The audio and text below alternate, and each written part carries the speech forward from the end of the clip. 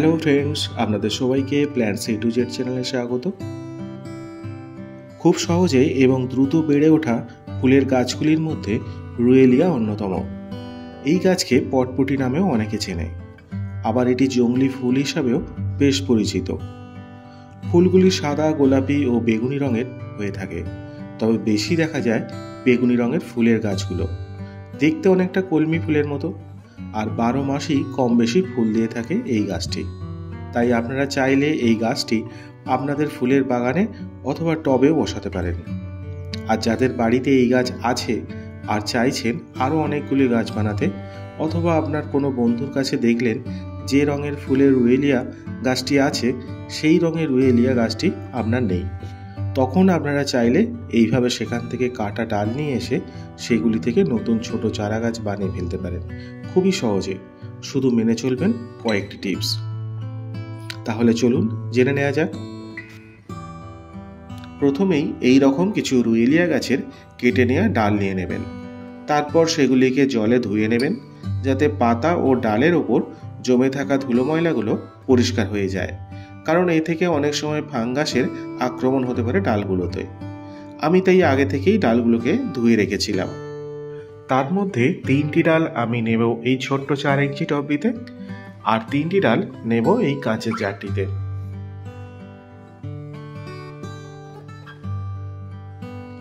টবটিতে যে মিশ্রণটি দেব সেটার জন্য নেব আমি 70% কোকোপিট এবং 30% কম্পোস্ট, আর দুটোকেই ভালো করে মিশিয়ে নেব। এবার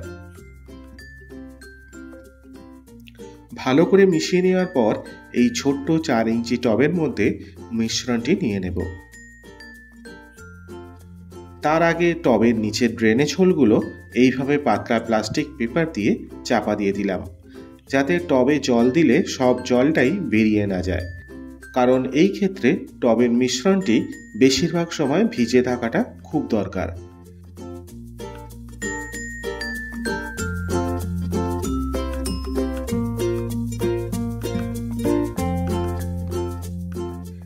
এবার একটু জল দিয়ে ভিজিয়ে দেব মিশ্রণটি, যাতে সহজেই ডালগুলো এর মধ্যে পুঁতে দেওয়া যায়।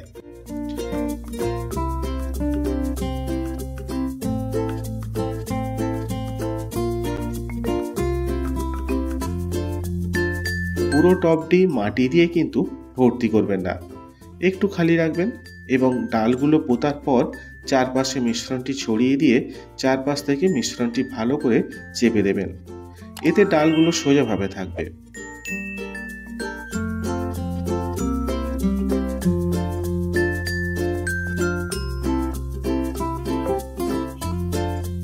এবার জল দিয়ে দিলাম একটু টবটিতে, আর রেখে দেব এইভাবে অন্তত 3টি মাস। তবে 2 সপ্তাহ ছাড়া একটু করে জল দিয়ে ভিজিয়ে দেবেন টবের মিশ্রণটিতে।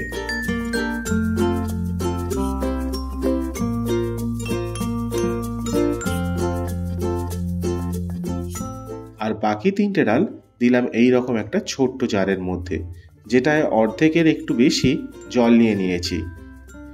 এইভাবে এটাতেও 3 মাস রেখে দেব কেটে নেওয়া ডালগুলো, তবে 2 সপ্তাহ ছাড়া জলটা একটু করে পাল্টে দেবেন। আর 2 ক্ষেত্রেই ছাওয়া এবং খোলামেলা জায়গাতে রাখবেন টব এবং জারটি। বন্ধুরা দেখুন, 3 মাস পর ডালগুলো থেকে নতুন ছোট ছোট পাতা বেরিয়েছে আর একটু বড় হয়ে গেছে ডালগুলো। চলুন দেখে নিই ডালগুলো থেকে কতটা শিকড়ের ডেভেলপমেন্ট হয়েছে।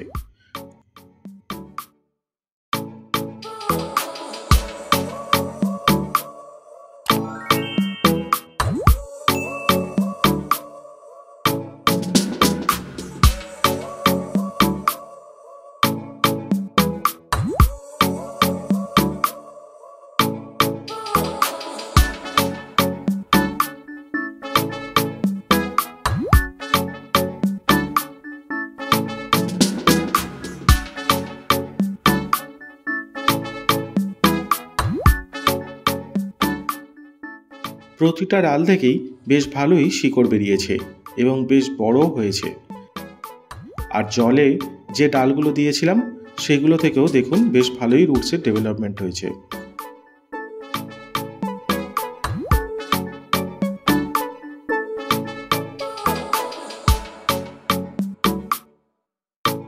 এবার এর মধ্যে থেকে যে কোনো 3টে ডাল আমি এরকম একটা টবে বসিয়ে দেব, যাতে ডালগুলো আরও বড় হয় এবং প্রচুর ফুল আসে প্রতিটা ডাল থেকেই।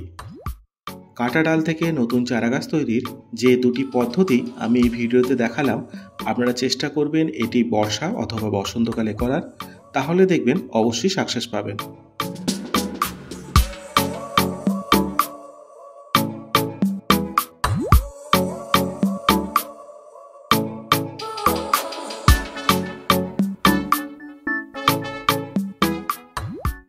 তাহলে দেখলেন দুটো পদ্ধতিতে কিভাবে রুয়েলিয়া গাছের কাটা ডাল থেকে খুব সহজেই নতুন চারাগাছ তৈরি করা যায় এবং কোনো রুট হরমোন ছাড়াই। তাই আপনারাও চাইলে বাড়িতে এইভাবে বানিয়ে ফেলতে পারেন অনেক ছোট চারাগাছ এই সুন্দর ফুলের গাছটির। তাহলে আজ ভিডিওটি এখানেই শেষ করছি। সকলে ভালো থাকবেন, সুস্থ থাকবেন। আর যদি ভিডিওটি ভালো লেগে থাকে তাহলে please like, comment, share and please subscribe my channel.